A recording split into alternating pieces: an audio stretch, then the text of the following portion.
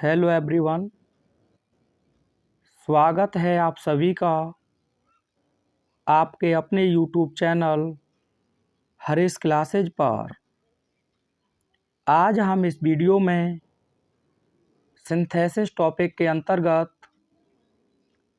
Excellent grammar book में जो exercise 9 आपको दी है, इस एक्सरसाइज को एक बेहतरीन एक्सप्लेनेशन के साथ आप लोगों के समक्ष डिस्कस करने जा रहे हैं।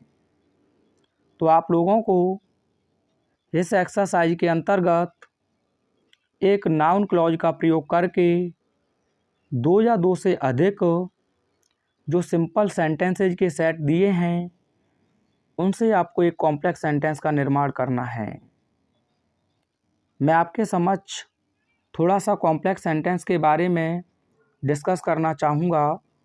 कॉम्प्लेक्स सेंटेंस जिसे आप हिंदी में मिश्रित वाक्य कहते हैं, इसमें आपका एक प्रिंसिपल क्लॉज होता है और एक सबऑर्डिनेट क्लॉज होता है।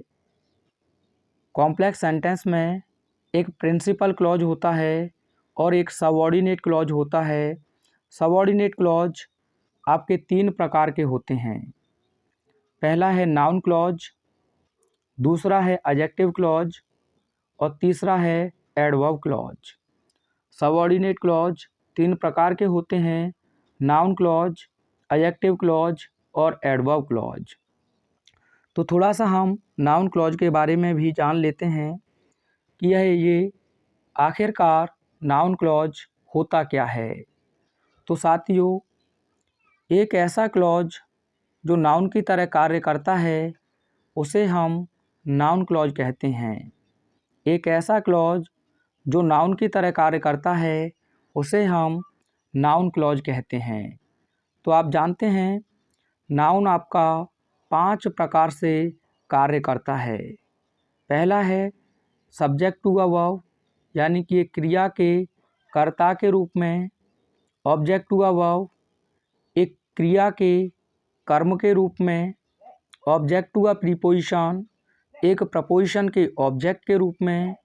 कॉम्प्लीमेंट टू अ वर्ब, एक क्रिया के पूरक के रूप में।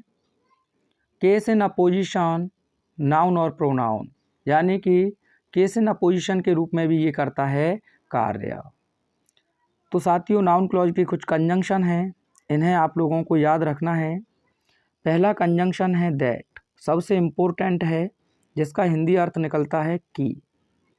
अगला कंजंक्शन है आपका इफ़ और वेदर, इन दोनों का हिंदी अर्थ निकलता है कि क्या। और इसके अलावा जो भी आपके सभी WH वर्ड हैं, जैसे कि वेयर, हाउ, व्हेन, हु, ये सारे के सारे कंजंक्शन नाउन क्लॉज के अंतर्गत ही आते हैं। नाउन क्लॉज के कंजंक्शन का जो पहला अक्षर होगा वह का वर्ड से प्रारंभ होगा, यानी कि पहला अक्षर का होगा। तो आइए देखते हैं पहले सेंटेंस को। थोड़ा सा धैर्य रखें, ये एक्सरसाइज अब आपके समक्ष धुआं धुआं होने जा रही है। तो पहला सेंटेंस है separate, she will get good marks, वह अच्छे अंक प्राप्त करेगी। इट इज़ सर्टेन, यह निश्चित है। तो साथियों, पहले वाक्य में आपको ओपिनियन यानी कि राय, या फिर फैक्ट यानी कि तथ्य, या फिर बिलीफ यानी कि विश्वास, इसका बोध हो। और दूसरे वाक्य में इसे या तो स्वीकार किया गया हो या फिर अस्वीकार किया गया हो। ठीक है, यानी कि पहले वाक्य में राय, तथ्य, विश्वास, और दूसरे वाक्य में इनमें से या तो इसे स्वीकार किया गया हो या अस्वीकार किया गया हो। तो ऐसी स्थिति में हम जिसमें राय, तथ्य, विश्वास ये सारी चीज़ें बताई गई हैं, उसी से पहले हम दैट क्लॉज दैट कंजंक्शन का प्रयोग करेंगे, तो वही हमारा सबऑर्डिनेट क्लॉज बन जाएगा। दूसरे तरीके से आप ऐसे याद रख सकते हैं, पहले सेंटेंस में जो राय है ओपिनियन, बिलीफ यानी विश्वास, फैक्ट यानी कि तथ्य है, और दूसरे वाक्य की स्टार्टिंग इट से हुई है, दिस से हुई है या फिर दैट से हुई है। तो जिस वाक्य में आपको तथ्य, विश्वास या फिर विचार यानी कि राय का बोध है, उसी से पहले आप दैट का प्रयोग कर देंगे। और इट, दिस, दैट, इन सभी वर्डों को आप हटा देंगे, कॉमा के बाद आप हेल्पिंग वर्ब से आगे जोड़ देंगे। तो आप यहाँ देखें, ये एक राय तो है कि सी विल गेट गुड मार्क्स, कि वह अच्छे अंक प्राप्त करेगी। इट इज़ सर्टेन, यह निश्चित है। एक राय दी गई है और जिसे दूसरे वाक्य में स्वीकार किया गया है। तो सबसे पहले आप यहीं लिख देंगे दैट, आगे लिखेंगे she will get good marks, good marks. अब आपको इट को हटा देना है, दिस होता तो दिस हटा देते, दैट होता तो दैट हटा देते। यहाँ लगाएंगे आप कॉमा, आगे लिखेंगे इज सर्टेन, इज सर्टेन। बात क्लियर है कि वह अच्छे अंक प्राप्त करेगी, यह निश्चित है। तो यहाँ ये नाउन क्लॉज एक वर्ब के सब्जेक्ट के रूप में यूज हुआ है। ऐसे भी कह सकते हैं व्हाट इज सर्टेन, क्या निश्चित है, तो व्हाट का रिप्लाई आपको नाउन देगा। तो ये पूरा क्लॉज है। तो that she will get good marks. दूसरे प्रकार से आप ऐसे भी बना सकते हैं, इट इज सर्टेन दैट, आगे आप लिख देंगे सी विल गेट गुड मार्क्स, यह निश्चित है कि वह अच्छे अंक प्राप्त करेगी। आगे देखिए, गॉड इज ओमनी प्रेजेंट, यानी कि भगवान सर्वव्यापी हैं। एवरी रिलीजन टीच्स अस, प्रत्येक धर्म हमें सिखाता है। तो साथियों आप यहाँ देखें, हम लोगों को किसके बारे में बात की गई है, एक विश्वास के बारे में बात की गई है। लेकिन इस स्थिति में आपको किसी भी सेंटेंस में इट का प्रयोग नहीं हुआ है, तो हिंदी में आप क्या कहोगे, प्रत्येक धर्म हमें सिखाता है कि भगवान सर्वव्यापी हैं। तो ये प्रिंसिपल क्लॉज हो जाएगा आपका एवरी रिलीजियन टीच्स अस, यानी कि प्रत्येक धर्म हमें सिखाता है दैट, कि आगे आप लिख देंगे God is omni present, God is omni present. Omni जहाँ भी आपको देखने को मिले तो उसका मतलब होता है सर्व। क्या होता है साथियों, सर्व। ठीक है, तो ये हो जाएगा आपका आंसर। आगे देखिए, द टू स्टूडेंट्स क्वेरल्ड, यानी कि दो छात्र झगड़े। I want to know the reason, मैं उस कारण को जानना चाहता हूँ। तो साथियों जिस वाक्य में आपको रीजन का बोध हो तो उसमें आपको कंजंक्शन वाई से जोड़ना होगा, जिसे आप एडवर्ब ऑफ रीजन कंजंक्शन कहते हैं। तो सबसे पहले आप हिंदी में कैसे कहेंगे, मैं जानना चाहता हूँ कि दो छात्र क्यों झगड़े। तो सबसे पहले ये लिखेंगे आई वॉन्ट टू नो। अब आप कंजंक्शन यूज करने जा रहे हैं रीजन वाला, इसीलिए आप रीजन को हटा देंगे और आगे लिखेंगे व्हाई, क्यों, आगे लिख देना the two students quarrelled. I want to know, मैं जानना चाहता हूँ, व्हाई, कि क्यों, द टू स्टूडेंट्स क्वेरल्ड, दो छात्र झगड़े। अगर यहाँ प्लेस की बात होती तो आप एडवर्ब ऑफ प्लेस जो आपके पास कंजंक्शन है वेयर का प्रयोग कर देते। टाइम की बात होती तो वहन जोड़ देते। मैनर या मेथड की बात होती तो हाउ से जोड़ देते। अगला देखिएगा, सी मे बी इनोसेंट, वह निर्दोष हो सकती है।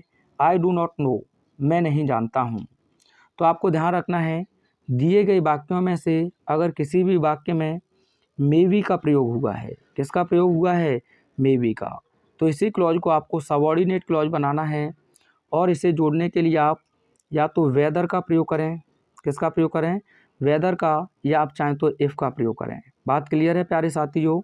तो सबसे पहले आप लिखेंगे दूसरे क्लॉज को प्रिंसिपल क्लॉज के रूप में, तो आपको लिखना होगा आई डू नॉट नो, मैं नहीं जानता हूँ या मुझे नहीं मालूम है या मुझे नहीं पता है।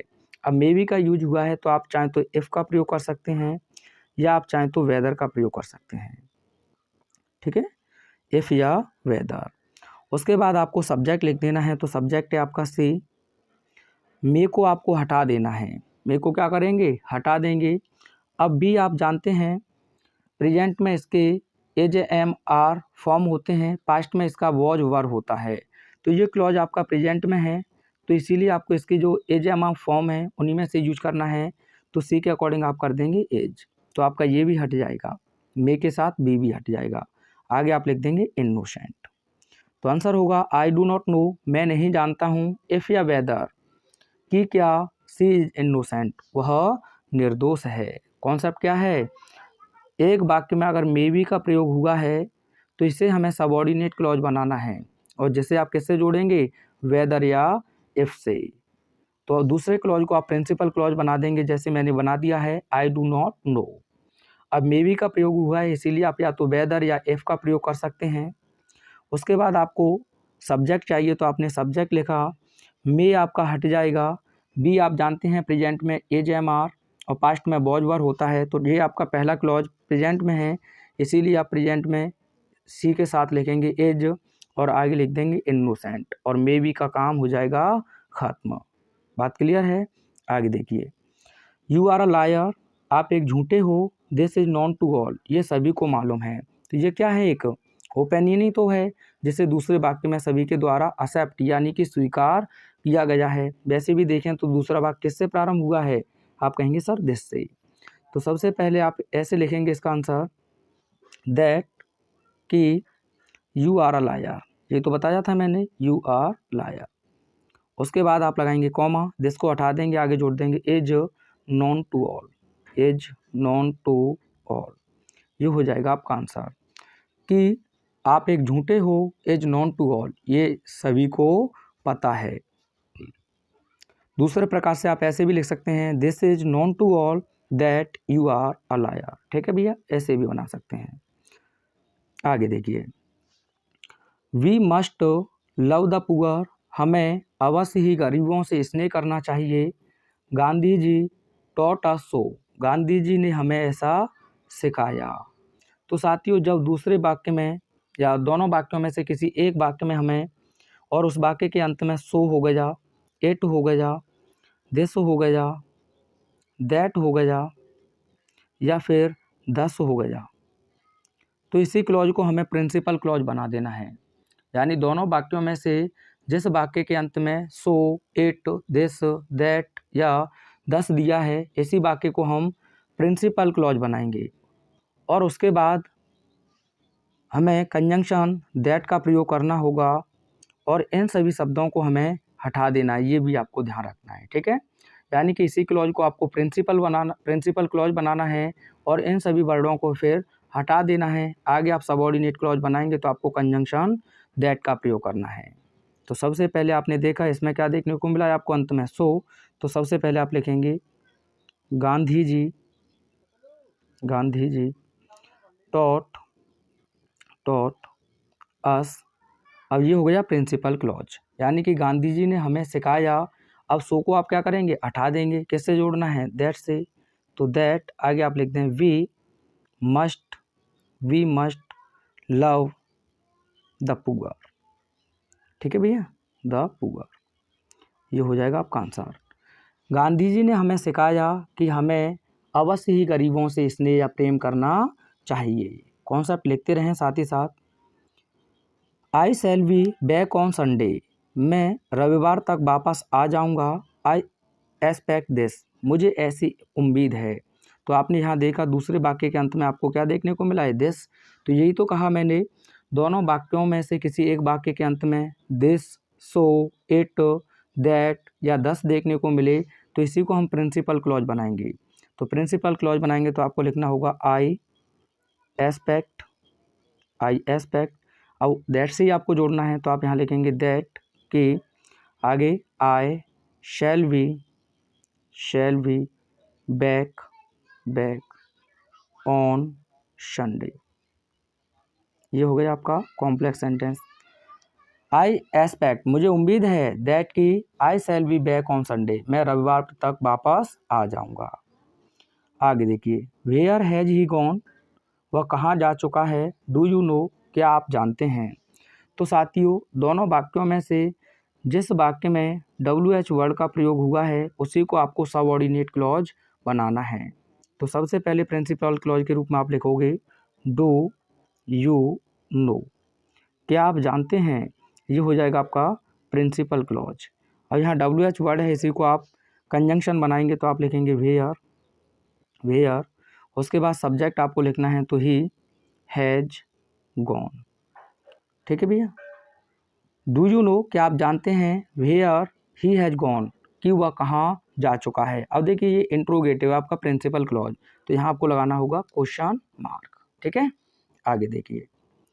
समवन स्टॉल माई वॉच, किसी ने मेरी घड़ी चुराई। आई डू नॉट नो हिम, मैं उसे नहीं जानता हूँ। तो समवन आ जाए तो इसके स्थान पर आप लिखेंगे हु, ये ध्यान रखें। तो प्रिंसिपल क्लॉज होगा आपका आई डू नॉट नो, हिम को आप हटा देंगे, आई डू नॉट नो, मैं नहीं जानता हूँ। समवन का मतलब है किसी ने यानी कोई, तो आपको यहाँ इसी के स्थान पर लिख देना है हु, WH वर्ड। और आगे आप लिखेंगे स्टॉल माई वॉच और full stop. I do not know, मैं नहीं जानता हूँ, हु स्टॉल माई वॉच, जिसने मेरी या कौन मेरी घड़ी चुराया, कि कौन आएगा। ठीक है, आगे देखिए।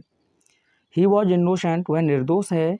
That was the verdict of the jury, यानी कि यही जो वर्डिक्ट ऑफ जूरी है, इसका मतलब होता है न्याय पंचायत, उसका यही मत था। तो साथियों यहाँ ये क्या है, ओपिनियन है। तो सबसे पहले आपको यहीं लिख देना है क्या, दैट, उसके बाद लिख देंगे ही was innocent, he was innocent, innocent. उसके बाद आप कॉमा लगा देंगे, यहाँ से दैट को हटा देंगे, ये मैंने बताया है। आगे जोड़ देंगे was the verdict of the jury, that he was innocent, कि वह निर्दोष था। Was the verdict of the jury, क्योंकि आपका ये मैंने बताया है कि अगर दूसरा वाक्य दैट से, इट से, दिस से प्रारंभ होते, इन शब्दों को आप हटा देंगे। दूसरे प्रकार से आप इसे बना सकते हैं, that was the verdict of the jury that he was innocent, यानी कि जो न्याय पंचायत है उसका यही मत था कि वह निर्दोष था। आगे देखिए। वेयर डिड ही गो, वह कहाँ गया।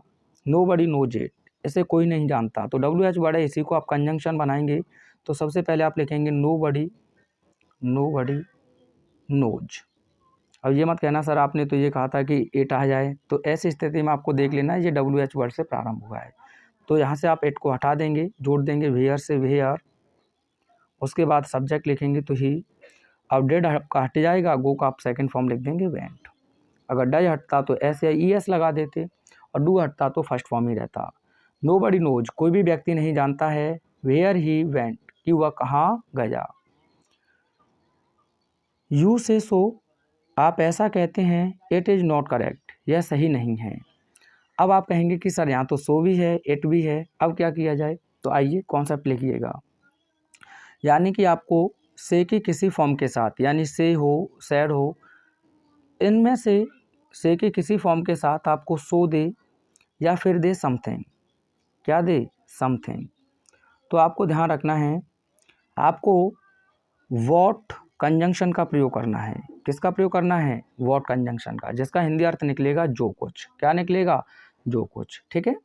और दूसरे वाक्य में अगर आपको अंत में देखने को मिले to it, of it, to it, of it, ठीक है भैया, या फिर मैं बात करूं इन इट, इन इट, तो इस क्लॉज को आप प्रिंसिपल क्लॉज बना देंगे।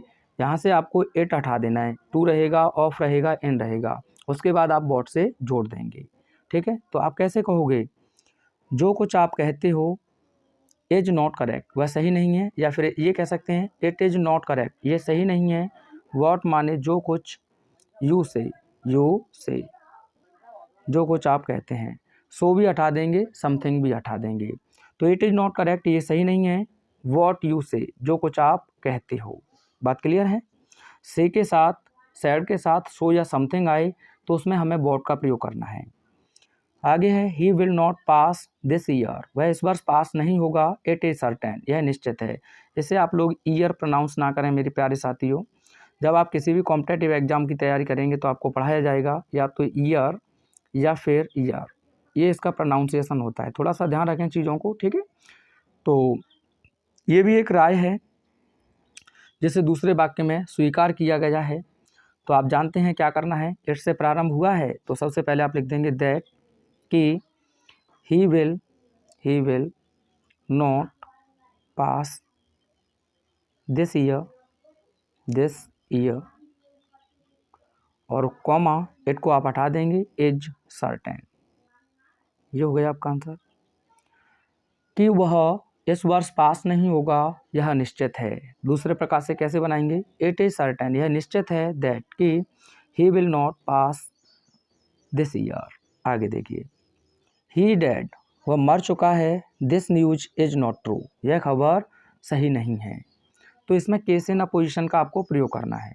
केस इन अपोजिशन में सबसे पहले आप नाउन को लेकर आएंगे, तो आपको लिखना होगा दिस न्यूज यह खबर, उसके बाद आप लिखेंगे दैट कि ही इज डेड वह मर गया है, और कॉमा लगाकर आप लिख देंगे इज नॉट ट्रू ये है आपका दिस न्यूज यह खबर, दैट कि ही इज डेड वह मर गया है, इज नॉट ट्रू यह सत्य नहीं है। तो इस सेंटेंस को आप एक बार और अच्छे से समझ लें, this news that he is dead is not true. ठीक है, आगे देखिए, ही will pass in the first division वह प्रथम श्रेणी से पास होगा, एवरीबडी होप सो प्रत्येक व्यक्ति ऐसी उम्मीद करता है। तो देखिए, सो हो, इट हो, दैट हो, दिस हो, ये किसी एक वाक्य के अंत में आपको देखने को मिले, तो इसी वाक्य को आपको प्रिंसिपल क्लॉज बना देना है, लेकिन से या सैड के साथ नहीं। तो सबसे पहले आप लिखेंगे एवरीबडी होप्स, उसके बाद सो को आप हटा देंगे, दैट से जोड़ेंगे दैट, आगे पूरा लिख देंगे he will pass in the first division, क्योंकि ये एक राय है। आगे देखिए, the sun rise in the east यानी कि सूर्य पूरब में उगता है, दिस इज अ फैक्ट यह एक तथ्य है। इसने तो क्लियर ही कह दिया, तो सबसे पहले आप लिख देंगे दिस इज अ फैक्ट यह एक तथ्य है, दैट कि the sun rise in the east, या फिर आप चाहें तो ऐसे लिख सकते हैं दैट कि the sun rise in the east, उसके बाद आपको लगाना है कॉमा, जिसको आप हटा देंगे इज अ फैक्ट।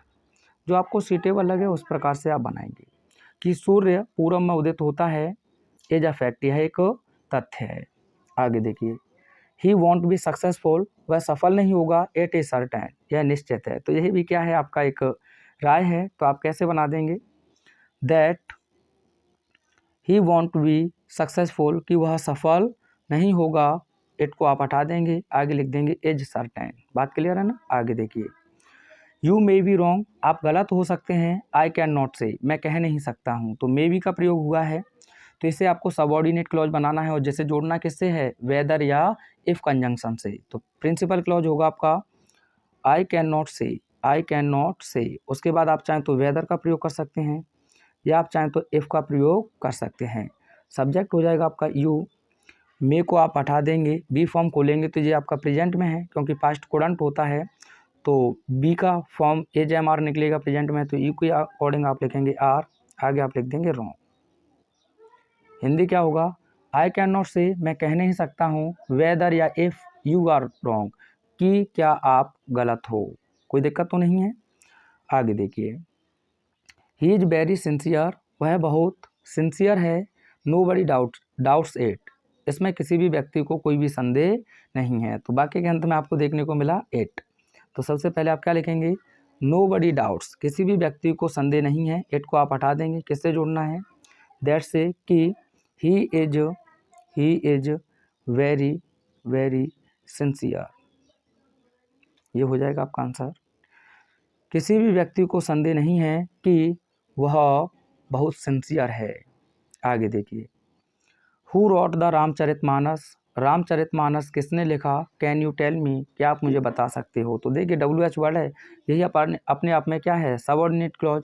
तो सबसे पहले आप लिखेंगे कैन यू टेल मी, उसके बाद आगे आप जोड़ देंगे who rot the Ramcharitmanas, question mark रहेगा, क्यों रहेगा, क्योंकि ये इंट्रोगेटिव है। क्या आप मुझे बता सकते हो कि रामचरितमानस किसने लिखा।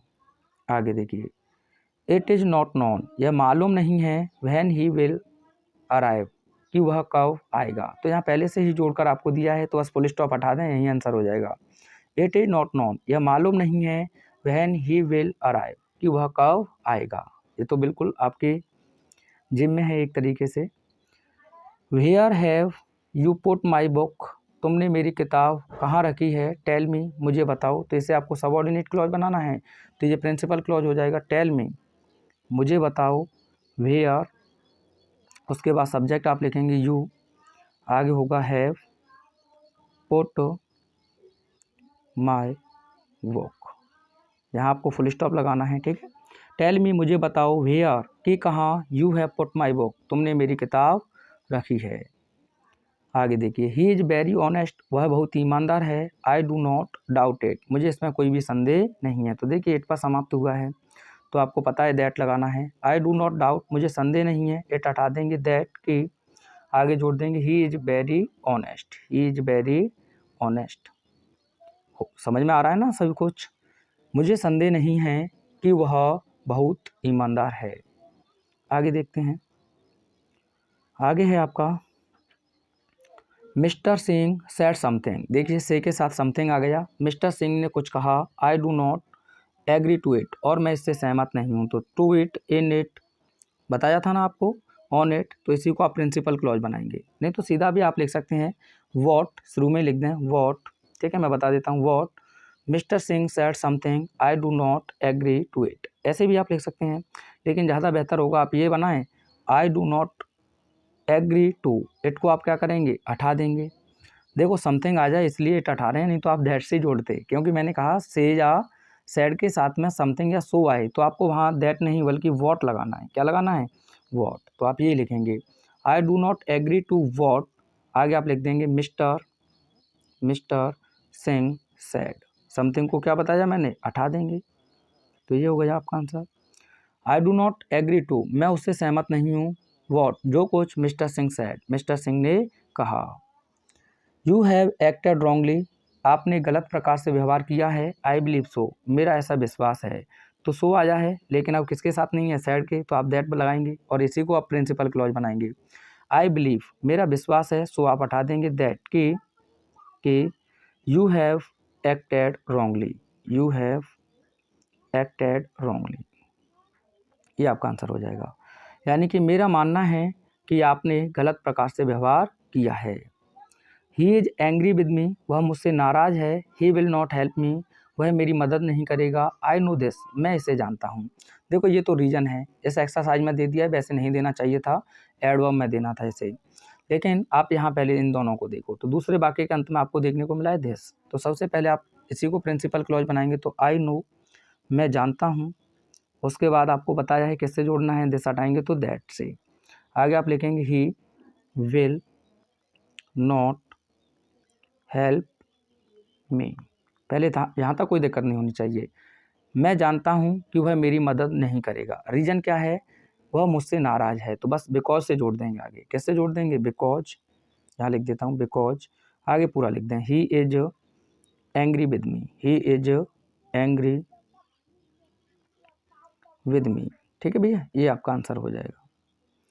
यानी कि आई नो, मैं जानता हूँ, दैट कि he will not help me, वह मेरी मदद नहीं करेगा, बिकॉज, क्योंकि he is angry with me, वह मुझसे नाराज है। आगे will he come, I do not know, क्या वह आएगा, मैं नहीं जानता हूँ। तो साथियों एक सेंटेंस आपका हेल्पिंग वर्ब से प्रारंभ हो और क्वेश्चन मार्क पर समाप्त हो, तो इसी को आपको सबऑर्डिनेट क्लॉज बनाना है और इसे आप जोड़ेंगे इफ कंजंक्शन से। किससे जोड़ेंगे, इफ से। तो प्रिंसिपल क्लॉज हो जाएगा आपका आई डू नॉट नो, मैं नहीं जानता हूँ। उसके बाद आप लिखेंगे इफ़, क्योंकि ये हेल्पिंग वर्ब से प्रारंभ हुआ है। उसके बाद आप लिखेंगे ही और विल आगे आ जाएगा, विल, आगे आप लिख देंगे कम, फुल स्टॉप। मैं नहीं जानता हूँ कि वह